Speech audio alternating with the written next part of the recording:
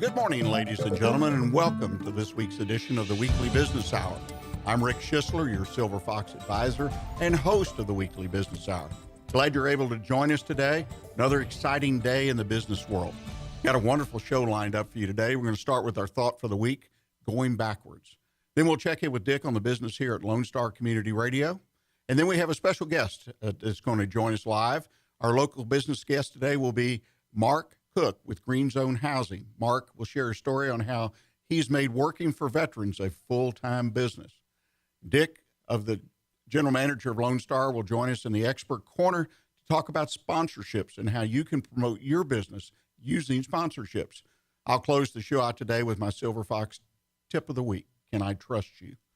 Reminder that when you're listening to the show or after the show, in fact, anytime, send me an email if you've got a question, a comment, even a question about your own business. I'm at Rick, R-I-C-K, at irlonestar.com. So please email me with your questions, your thoughts, your observations. Love to get those emails. Thought for the week, going backwards. When you're at the end of your rope, tie a knot and hold on. I bet some of you can guess who said that. That's a quote from Teddy Roosevelt, who was the president of the United States at one time, a rough rider, lots and lots of things. I feel a great philosopher, though. So when you're at the end of the rope, tie a knot and hold on. Well, let's talk about going backwards in your business. Is your business going backwards today? How do you know if it's going backwards? Now, sometimes it's not just going backwards in the business as a whole. It could be one part of the business. It could be in your accounting area, in your admin area. It could be in your sales area. That's one of the areas I find most businesses pay a lot of attention to, and that's sales, because revenue, right, is at the top of the line. But you can be going back in your entire business and really not get it and really not understand it. So it's important for you to understand how to find out if you're going backwards, because once you do find out that your business is going backwards, then you can address it. I find the best way to tell if my business is going backwards is to use my set of metrics that I believe every business should have that pertains directly to their business. So make sure you have some business metrics. This could be information that you get from competitors. You can go on the internet, find out in your industry what are the metrics for sales, cost of sales, all the information you need to check on your business. Because when those percentages get out of a certain range, then you've got an issue you need to deal with, even though you haven't seen it day to day in the faces of the people that work with you. So get your metrics due. What do you do to turn it around? Well, briefly, I think when you have a problem, if you don't understand exactly what's causing it, reach out to your advisors. Obviously, study your numbers and check those metrics, but everyone should have advisors. I tell every client I ever engage, you need a good lawyer, you need a good accountant, not just to do work for you, but to be an advisor to your business. And of course, I believe in having a mentor or advisor like myself, a Silver Fox, to help you, particularly in situations where you just don't know the answer. So turn your business around, whether it's the entire business or just a piece of it. Revise your business plan and then put it into action. Always new directions and opportunities out there for business. We just have to pay attention and take action. The weekly business hours where Montgomery County comes together, business from throughout the world come together to talk about the latest in business news, ideas to improve your business, and to hear from some of our own local business leaders on how they have found success right here in Montgomery County. A reminder to you that if you want to listen to the show again or you missed part of the show, you can't sit through the entire show, we are on Facebook, and I encourage you to like us. Just like our page, The Weekly Business Hour. Every week on Wednesday, the show that broadcasts live is posted and will be available. You can receive an alert, and you can check out the entire show or a portion of the show that you want to listen to. So please, like us on Facebook, The Weekly Business Hour. Well, now it's time to check in with Dick. Dick, what's going on in Lone Star this week? I want to invite your listeners and your audience to downtown Conroe on Saturday. If you didn't know, it's the Go Texan Parade happening here in downtown Conroe starting around 1:30. Put on by the Go Texan Committee, launching the actual rodeo in downtown Houston. If folks who have no idea what I'm talking about, there's going to be parades around Houston, and this parade starting this Saturday is the first one to kick it off. Leading up to the Houston Livestock and Rodeo, we will be doing a live broadcast from the float and also in the studio. So feel free to be on Main Street, come by the station, be on the air, and also tune in to Lone Star Community Radio on ironlonestar.com and locally on Conroe's FM 104.5 and 106.1. Well, thank you, Dick. And that's one thing, another first for Montgomery County. We are first, and it's been that way for years, the first parade that actually kicks off the Houston Livestock Show and Rodeo. So it's a great honor. Montgomery County first again. Well, now to the part of the show I tell you every week that I enjoy the most, and that's when we visit with a guest who's been in the business world here in Montgomery County, and they share their story with us, which you know I'm a great fan of storytelling because I think it tells a lot about someone and about their business. And today I'm really pleased to have a really special guest, and that's Mark Cook with Green Zone Housing. Mark, welcome to the show. Thank you very much. It's a pleasure to be here. Thank you, Rick, for making me feel so welcomed here. Well, thank you, Mark. Mark, you've got an interesting topic to talk to us about, but before we get started on that, could you give our audience just a brief idea of your business background and kind of what brought you to where you are today? Well, my background is oil field. I spent 30-something years in the oil field, living all over the world, third world countries, fourth world countries, and even some fifth world countries. It's really hard to dictate. The oil field has a lot to do with business, profit and loss. You know, some of the things that I've done in my life, I put the first rigs from China into Venezuela. I put them in Nigeria. Multi-million-dollar companies run off a drilling rig. It really doesn't, money's money, as you well know, profit and loss, whether you're running a nonprofit or a real business. The business aspect I can bring to the nonprofit that I'm running now. So that's about pretty much what I did in the past. Well, you had this really extensive, and you're not giving us a lot of detail, but, you know, oil industry, fourth and fifth world countries. I think people get an idea that you've been all over. You've lived out in the wild, so to speak, and you've probably lived in some pretty nice places. But that prepares you, I think, for a lot of things in life as you go forward. And one of the things, or the main thing, as we talked before the show, that you've picked up on is really being a co-founder of Green Zone Housing. What is Green Zone Housing? Well, that, to be honest with you, is my greatest accomplishment. I have a great group of people. Green Zone Housing is, in essence, building homes for distressed veterans. We recognized a problem that had to be corrected. I have a funny story about that. Me and Dave Nash, our co-founder, were sitting on my front porch, and we wanted to do something for our veterans. And two old rednecks figured it out. Is what happened. So we started Green Zone Housing. Green Zone means two things. You might want to think about it. Green Zone in the military world means a safe place. And green in our communities means recycle. So we put it together and we recycle containers as we recycle our veterans into productive members of society. Well, you know, it's interesting, and I don't know that you mentioned it, but you're a veteran, correct? No, sir, I'm not. Oh, maybe I missed that in our discussion. Dave is. Now, okay. Dave was a helicopter pilot in Nam. Not a very good one. He got shot down 6 times, but, you know, I tell him that, but he's a hero in my eyes. Well, the fact is that you are not a veteran, and I think that even says a lot more. You and I had a discussion about my involvement, but back to you. I think that's wonderful that you've picked up. Interesting business, though, Green Zone Housing. That's just interesting to me. Share exactly what you're doing or what your mission is with this program. We recognized when we decided to start this program that there is a glitch.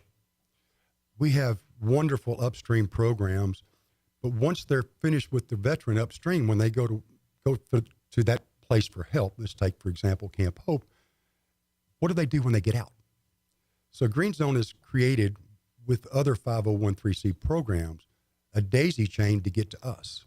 We're the end result for the veteran. We're the housing, the program that gives them stability, hope, and prosperity by having home ownership. Creating also what we're going to try to do is create a place called Green Zone Community, which will allow these veterans to live in kind.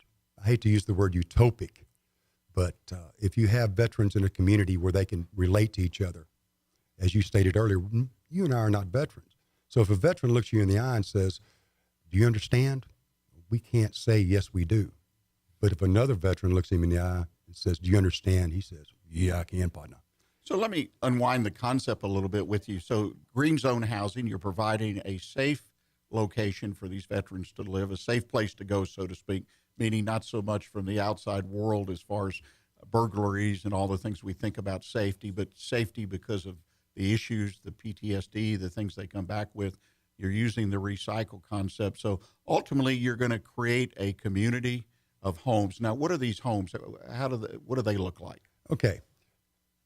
One of the biggest things is we recycle programs, veterans and containers. If you've seen the shipping containers that drive down the highway on the back of trucks, we take one of those and transform it into a livable habitat. Bathrooms, kitchens, stoves, refrigerators, the whole 9 yards. It's a house, 320 square foot on a 40-foot skid. Just a container, cut windows and doors into it. And in the process of doing that, we teach the veteran life lessons. We give the veteran this house, but he earns it. Like that $10 bill program we were talking about earlier, remember? If you give somebody something for free, they don't respect it enough. But if they earn it with sweat equity, which these veterans do, they are their own project manager of their program. So they got skin in the game, and they're going to take care of it more than they would just giving it to them. Well, you make a wonderful point. Well, ladies and gentlemen, it's time for us to take our first break today. And I hope you'll stay with us, because when we come back, we're going to talk to Mark a little bit more in detail about Green Zone Housing and how this business really runs day to day. So please stay with us. Pearson & Pearson is a certified public accounting firm located at 400 North Main, Conroe, Texas. The firm was founded in 1989. Our expertise ranges from basic tax to very complex tax, both federal and state, both individual and business, and not-for-profit organizations. We also provide services such as financial audits, reports, and litigation support. Call us at 936-756-2008. That is 936-756-2008. More information can be found online at pearson-pearson.com.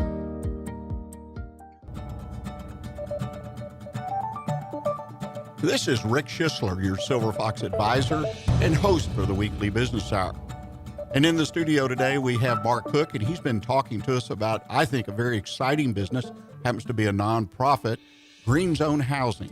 Green Zone Housing is taking place. You have a community, Mark, that right here in our own backyard. Tell us a little bit about the community you're building in Montgomery. I'm going to tell you something. We're really excited about this. City of Montgomery is hosting this build. The city and the community has come together and said, yes, we're going to help a distressed veteran. And we're going to actually drop the unit Wednesday at 11 o'clock and have a bunch of dignitaries there. Mayor Jones and a lot of other people are the recipient. Gene Birdwell from Camp Hope is going to be there, the founder. He doesn't make a lot of appearances, so getting him out of his business dorm is pretty hard, but had to jerk his tail a little bit. But he's going to be there. Hopefully some publicity will show up, and some donors, some wonderful people in Montgomery County. I guess you do, but it's hard for the normal person to understand how giving our community is. They are a wonderful group of people. And now you have you're going to drop a particular unit. Has this unit been finished, or is it to be built? This unit is raw. Okay, so they're actually going to build that unit in Montgomery? Yes, sir. Downtown Montgomery, historic district, the city's given us a little plot that they own, and we're going to have the community help build this along with the recipient. I'm not going to give the recipient's name out Sure. yet, but he'll be there on Wednesday, and everybody will get his name. Fine young man, being outstanding. But the whole city of Montgomery and the county of Montgomery is backing this. We've got people calling me. Mr. Chris Mueller of Cannon Park called me up, said, Mark, I want to give you a container. Let's kick it off. Now, he's the instigator for this. Once we get the container, everybody's like, okay, we're ready. Let's play. And we have the local plumbers unions coming out. They're volunteering the plumbing work plus the fixtures. Stylecraft Builders is giving us a lot of help and donations. It warms my heart. It really does to see these people out there helping the veteran. Now tell us, once this container is built out, where does it go? Does it stay there, or do you move it to a plot of land, as you call it? That's the start of a community of these? No, sir. This particular unit's going to go back to Camp Hope. Okay. Mr. Birdwell has decided that we're going to store it there until Green Zone can raise the money for the first plot of land that we want to have in Montgomery. We have a little office here in Montgomery, but we want to have our first Green Zone housing program, Green Zone community in Montgomery. And that's what's going to happen. So I understand that your organization and you are looking to buy a piece of land here and then ultimately put those containers on the land and create basically a subdivision or a community within itself. That is correct. We want the veterans to have their own area by which they can live in peace. They've given so much to us. Let us give them a little time to acclimate back to civilian life. And hopefully the veterans that are there may step back out into the community and be productive citizens as they see the time frame that it fits them. Well, it sounds like an exciting opportunity. Like you say, there's so many programs that just give people something and don't really give them the tools. In this case, housing, which is obviously a major concern for anybody that's trying to recover from a situation. Let me ask you, on a day-to-day basis, what is the most difficult challenge you face in your business? Like every other business, it's money and recognition. We've tried very hard to get our names out there, and this radio program is helping us, and thank you for that, sir, very much. Press, understanding. There, like you said, there's tremendous organizations out there, and everybody's trying for the same piece of the pie. Give to them, of course, if that's your preference. But our major problem is money. How does a young 501(c) get on its feet and get its face out there? One of the major things that we found in running a 501(c) is tangibility. We have a container that's 20 foot long that we made. We spent our own money and said, okay, this is what we're going to do. You can put your hands on it. You can see it. It's tangible. Instead of selling a dream, sell tangibility. And that's what we do at Green Zone Housing. We sell tangibility. The idea is that, and you said it yourself, lots of causes for veterans, lots of causes in general, lots of nonprofits. I know that personally. Why should donors want to support, or should they support Green Zone Housing? It's a very good question. We are the end result for the veterans. Like you just got through saying, if everybody contributed equally to everybody, some veterans would get help. Why should you choose Green Zone? Because we're the end result. We're going to give a veteran a final place to live. We'll give him a house. He'll actually earn the house, but he'll have a home. He'll have an address. From an address, you have purpose in life. This veteran has fought so hard to get back onto the right track. We're the end result for him. He gets a house. He can get a job. He has purpose in life now. If he needs something, that's purpose. He walks out, well, I need a porch on my new house. Well, go get a job. That's purpose. Raise the money by working, and then come back in and put it in. Put your porch in. And we're going to teach him the skills to do that too. So therefore, we are an organization that is the end result for the veterans that has not been approached before. Whereas VA and HUD, they'll just give you a stick and say, here you go. And you go live in Section 5 housing? Well, they failed there before. And so all the good work that they've done in the past is now gone. So why put them in the same circumstances by which they failed? Let's put them in some place where they can succeed. And that's why you need to contribute to us. Well, it makes a lot of sense. And I need to make a comment at this point. If you're listening, I just thought about this, and you're not familiar, you say, shipping containers, that sounds a little, subpar to type of housing. But I will tell you, based on my own experience and study, there are people around the world building housing, not just using single containers. I saw recently, a few months ago, a story about a house that had multiple containers and was considered an award-winning architectural gem. So the containers were the basis of this house, and it was interesting. So the container housing is not subpar. It's being done all over the world. The idea in this case, I have 320 square feet, but there's one person. So that should be adequate for them and give them a chance, I assume, Mark, because they're in a community with other vets versus being in in a low-income housing program under the federal government where they're just in an apartment with all kinds of folks, apartment project. Here, they're going to be strictly with people that, in a broad sense, are suffering or have needs very similar to theirs experiences. And that sounds like a good plan to me. It is. Let's go back to the containers. There's actually, in Huntsville, there is an apartment made out of them. And when I was overseas a lot in England, and I stayed in them. They've been around for 20, 25 years. So like you said, this is nothing new. We're just taking it and applying it in the States. And as far as the veterans staying with each other, yes. And again, I hate the word utopic, but if you can get self-help from your brother in arms, because that's why they fought. They didn't fight for anybody else but the person beside them. Now, if you put them back in the same situation, they're looking after their brother and their brother's looking after them, and they're comfortable in that. Well, you make a good point. As we wind down the show today, there is one question I'd like to ask you. What does the future hold for you and Green Zone Housing? What kind of future plan do you have for your project? I see this nationwide. Dave Nash, our other founder, just got back from up north, and we're fixing to open up a little project in Oklahoma City. So we're going nationwide. I'd like to see a Green Zone community in every state in the United States. And then at my passing and the other passings of the founders as we get older and die off, that is taken up, the reins are taken by the younger generation and continue on and on and on so we can serve our veterans if they served us for many, many years. They deserve it. Well, and I assume that you would want those in other states a matter of convenience so that the veterans could find places that were close to their families and whatnot versus having to come to Texas, if you will, which is a great place to come, right? You bet. But that's the main purpose or goal with that. Yes, it is. There are other 501(c)(3)s that are out there right now that have contacted us directly and said, well, can we get one? Can we have one? Well, yeah, you can when we can get to you. You know, it's all about money. It cost us about $20,000 to build this without the contributions of our lovely people in Montgomery County. But it's still a lot of money. And for us to just pick up and travel to Oklahoma and say, okay, we're going to build you one. Who's your recipient?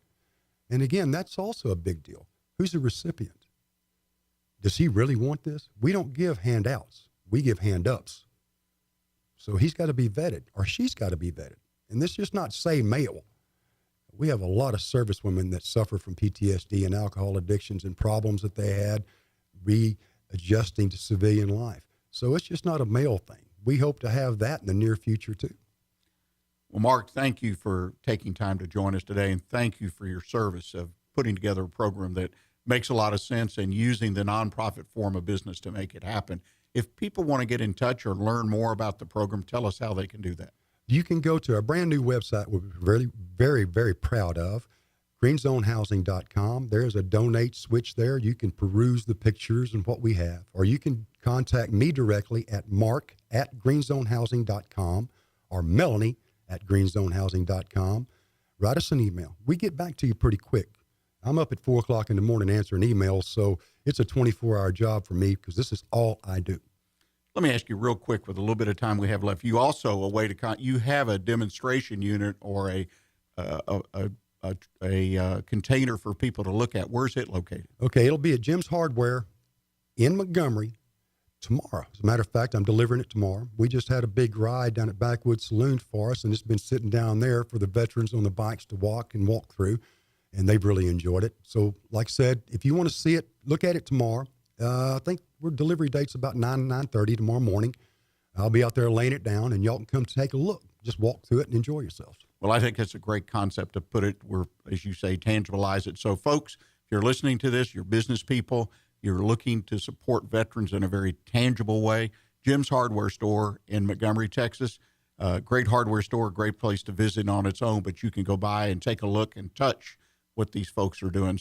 Ladies and gentlemen, we're at the bottom of the hour in our show. We're going to take a short break, and when we come back, we're going to be in the expert corner with Dick, the general manager of Lone Star Community Radio. So please stay with us.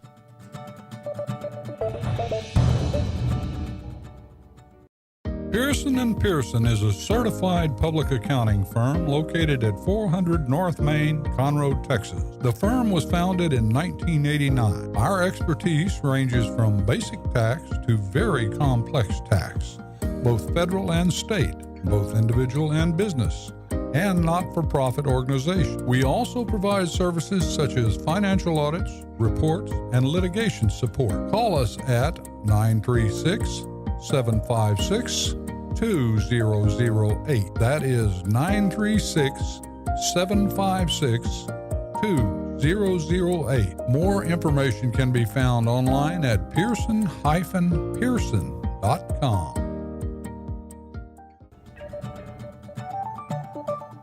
You are listening to the Weekly Business Hour, and I'm Rick Schissler, your Silver Fox advisor and host for the Weekly Business Hour.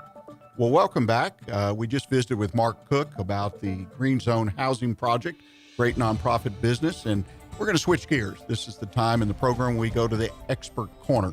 And today I've invited the general manager of Lone Star Community Radio to join us for a bit and talk about sponsorships. Welcome to the show, Dick. Love free plugs. Well, I want you to teach us a little bit. This is how we get into the Expert Corner. Okay. Because I think you are an expert about sponsorships, and that's the type of program you run here at Lone Star. It's your way of advertising is sponsorships. What are sponsorships as opposed to other types of advertising? Say that again, sorry. What are sponsorships as opposed to other types of advertising? What is a sponsorship? Well, one of the things we had to look at with the services we offer, because we basically we don't sell advertising, we sell sponsorships, and our business model here is when you sponsor a show, that word was chosen because it's just easier to explain people what they're getting when it comes to the big picture. So when you sponsor a talk show, I basically say you're sponsoring the production of a talk show, and that includes everything that goes into the episode. So you're not sponsoring time, you're not sponsoring a date. You're sponsoring a production, meaning, for example, I sponsor the Weekly Business Hour. If you're not here on a Monday, you don't pay for that day as a sponsor because nothing was produced. So, and because we connect your show to YouTube, TV, podcasts, all those kind of things, and so that's why we call it sponsoring a show, because you get all of them. When you sponsor a show too, it also allows us legally. The way we can do our FM signal, we're a non-commercial license on FM, which is different from our internet stream, because our internet stream is not rate regulated. We can really do whatever we want online. So when you sponsor a show, we keep it clean and simple on the FM and on the TV station, but on YouTube and podcasts, we can do whatever we want. So it's easier to explain to people what sponsorships are, especially, like I said, when it comes down to the whole picture of what it is. Well, as a business advisor, mentor, somebody who started 5 businesses and whatnot in my career, and marketing was always a big part of what we did in every business and still is today. And looking for forms of advertising as part of our marketing plan, to me, I like sponsorships if the price value is correct, because it's not only like having a 30-second radio commercial or 60-second radio commercial. It comes on and then it's gone. Now, it may repeat 100 times over a week, but a sponsorship really gets the business connected to the station, to the show that they're sponsoring. It's a lot more than just a 30-second radio commercial. Well, that was something that it's funny, whenever we're talking to people who are a possible sponsor, they either come from two spectrums. They have no idea about advertising. They've never been involved in any type of sponsorship, advertising, or promoting their business or person. Or on the other side, they've done radio, they've done TV, and they've done all these things, so they know exactly what's going on. But what I see as a benefit in sponsoring a show on Lone Star is you get all of them, and so under one price you get all of them. There's not a la carte, and a lot of people even say, like, oh, I just want to do the radio part. I'm like, well, no, we try to give you the most bang for your buck, because, and especially on your presentation side as a host, you really don't want to micromanage all those different sponsorships. Because you say, if we allow people just to do the radio, well, what about the TV? Do we just blank out your voice during that time you're on TV? Because we simulcast everything. And so people who are listening on the stream right now on irlonestar.com, people who are listening on the FM station are listening to the same thing. But then on the podcast, it's a little different because we can do production, post-production work, which gives us more opportunities to promote that sponsor. You made that important thing, and I hope folks caught it, because when you're a sponsor, it covers a lot of ground way beyond that, as I called it, 30-second commercial, because you're sponsoring the program, which allows, particularly in the case of Lone Star Community Radio, to plug in a lot of different forms of media or communication. No, especially it adds strength. I think a lot of people who are in the radio world were afraid of new media is coming to light. Similar to newspapers were it in the 1800s and going into the 1900s, and then they go into the radio, and then the radio is it for 10 to 30 years in the early 30s and the 40s, and then all of a sudden TV became it. And now TV is going out. Now it's the internet.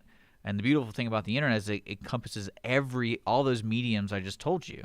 And that's where the idea of the radio station started, because we started with Lone Star Internet Radio, and we offered all those mediums.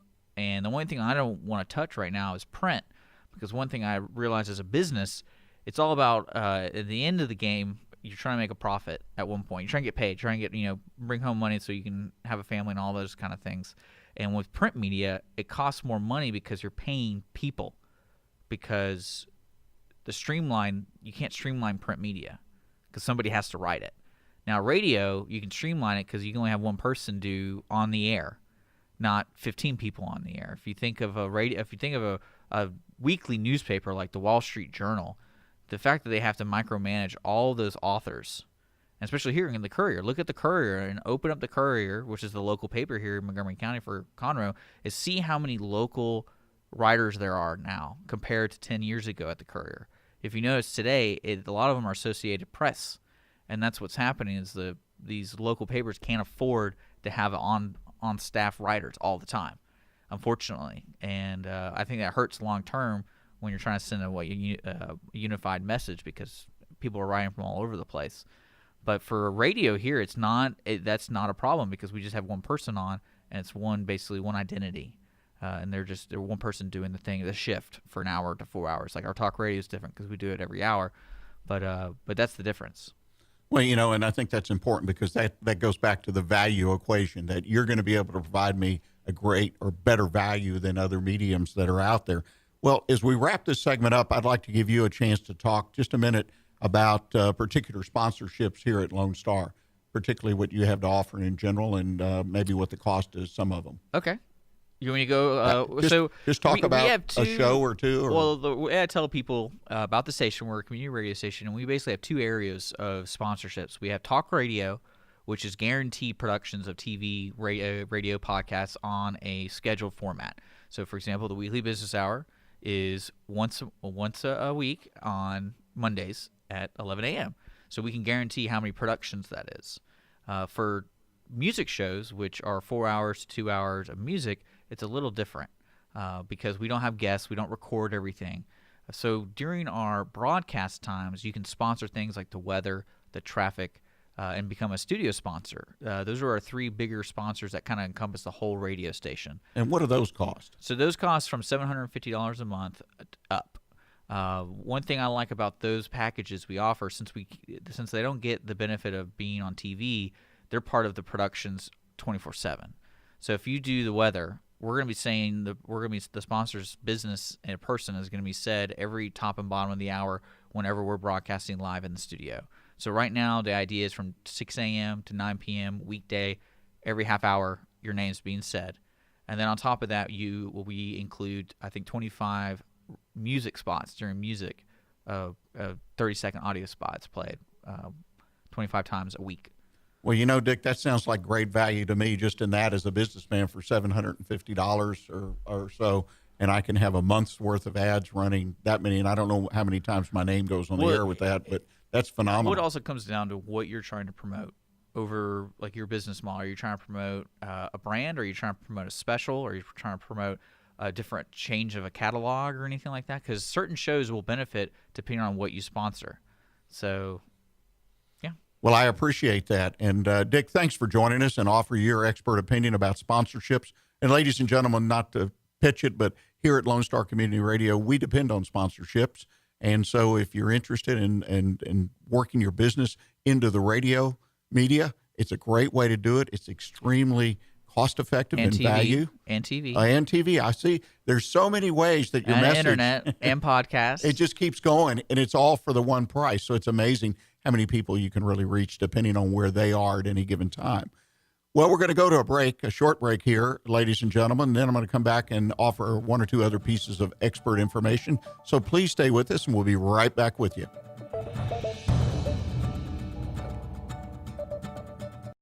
Pearson & Pearson is a certified public accounting firm located at 400 North Main, Conroe, Texas. The firm was founded in 1989. Our expertise ranges from basic tax to very complex tax, both federal and state, both individual and business, and not-for-profit organizations. We also provide services such as financial audits, reports, and litigation support. Call us at 936-756-2008. That is 936-756-2008. More information can be found online at pearson-pearson.com.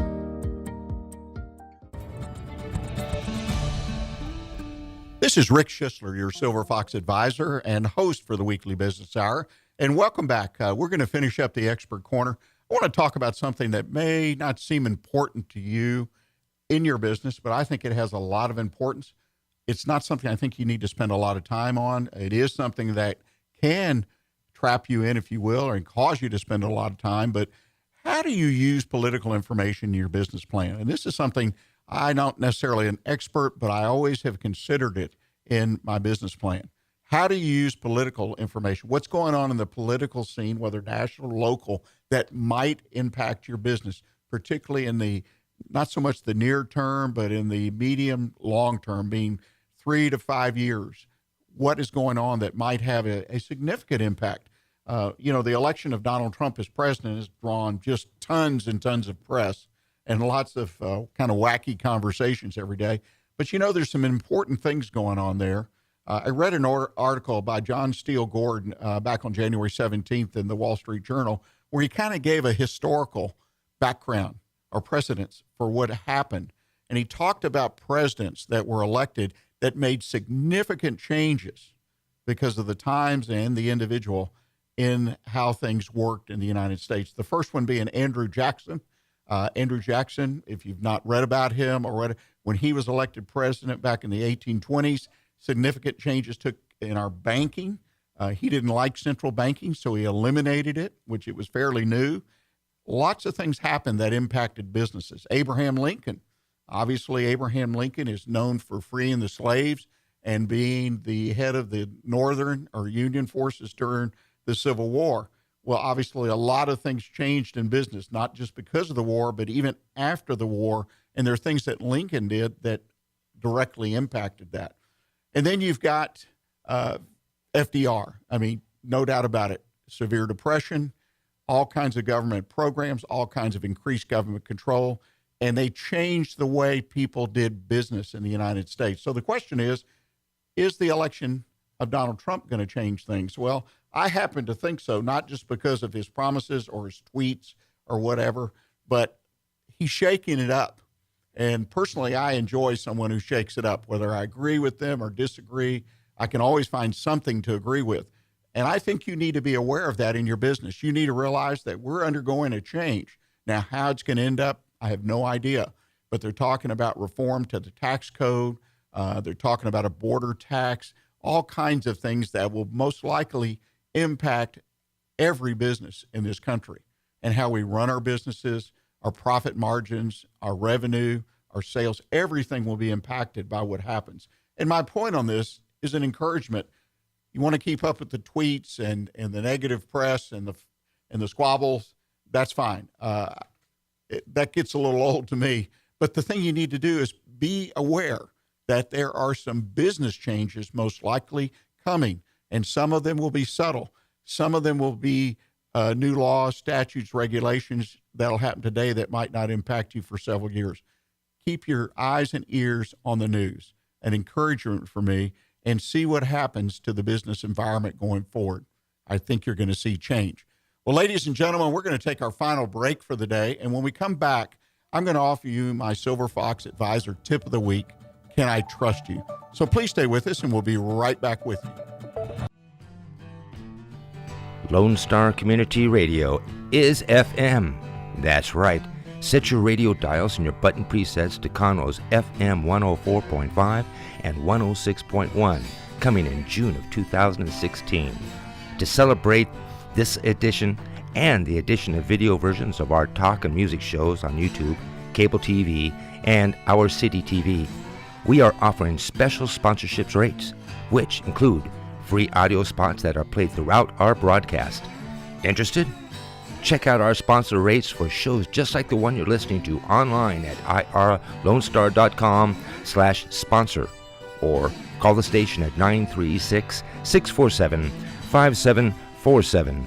Reaching the people of Montgomery County with Montgomery County's community radio station with Lone Star Community Radio.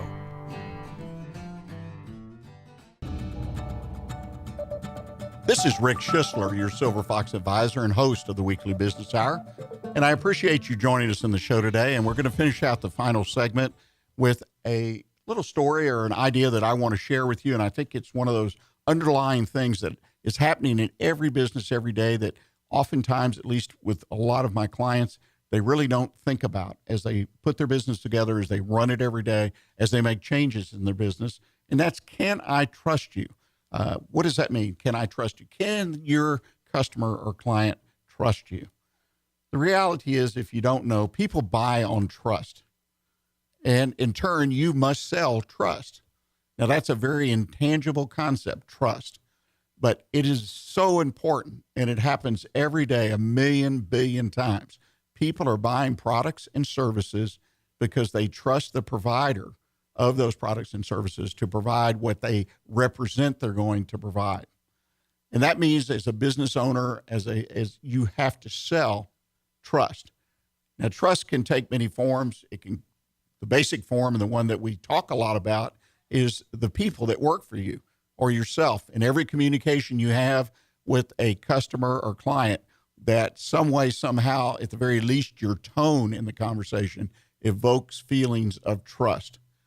But your product, the way you put it together, the way you package it, if it has instructions, if it's sold to consumer, business to business, how you deliver the product, how it gets set up, the communications between your office, your business, your distributor, your dealer, and the end user, very important that all of them say, typically indirectly, hey, you can trust us. We will be here.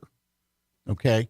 And the amount of trust that you have to develop, this is kind of an interesting concept I've talked to with several people, trying to understand and how to better teach my clients and show them how important it is the value of trust sort of moves a little bit with depending on your product or your service. In other words, if you're selling, your marketing is to sell your product as many as you can, as cheap as you can, then the element of trust is lower down on the scale.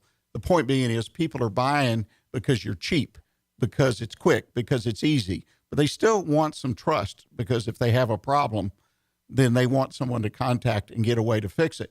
And we know inevitably, if we buy something that's cheap and we have a problem, so many times we have trouble getting service for our problem. So keep that in mind.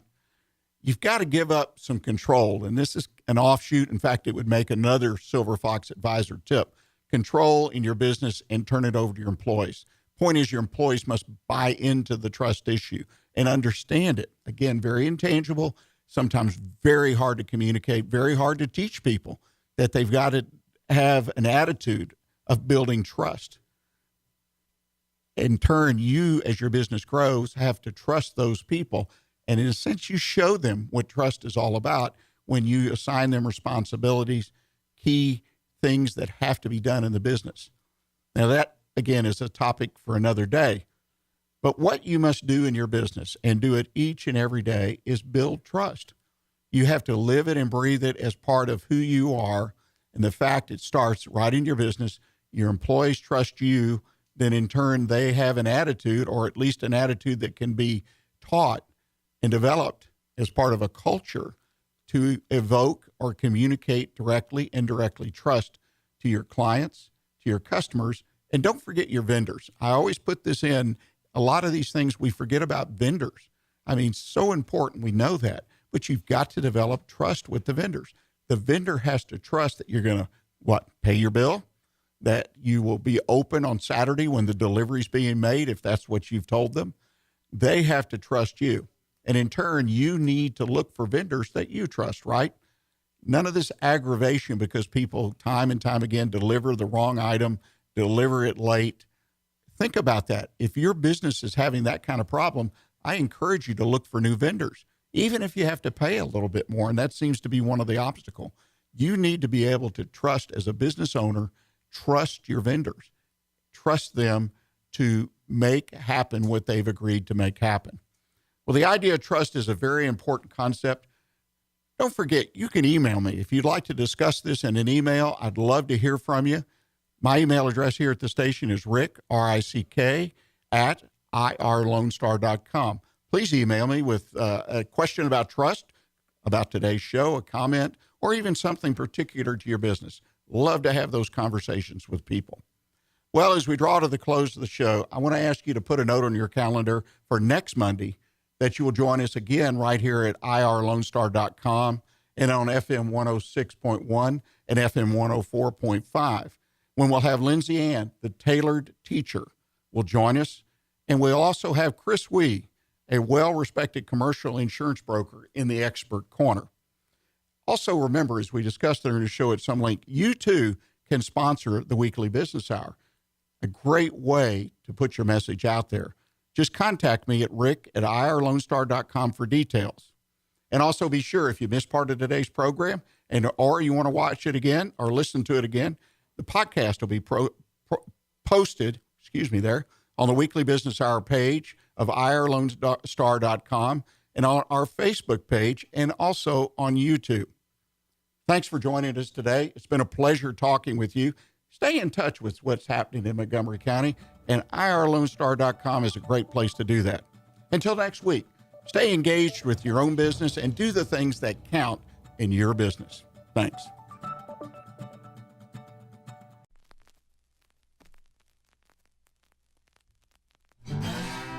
Thanks for checking out this production on Lone Star Community Radio, Montgomery County's radio station. For more information on this show and other shows on Lone Star, check us out online at irlonestar.com. If you're interested in sponsoring a program on Lone Star Community Radio and reaching the local audience of Montgomery County on FM, internet, and TV media, please call 936-647-5747 or contact us online at irlonestar.com. This recording is a Lone Star Community Radio production, produced by the show host and Dick Schissler of Lone Star Community Radio. Interested in volunteering as a music DJ or starting your own talk show? Contact Dick Schissler at dick@irlonestar.com or by phone at 936-647-5747.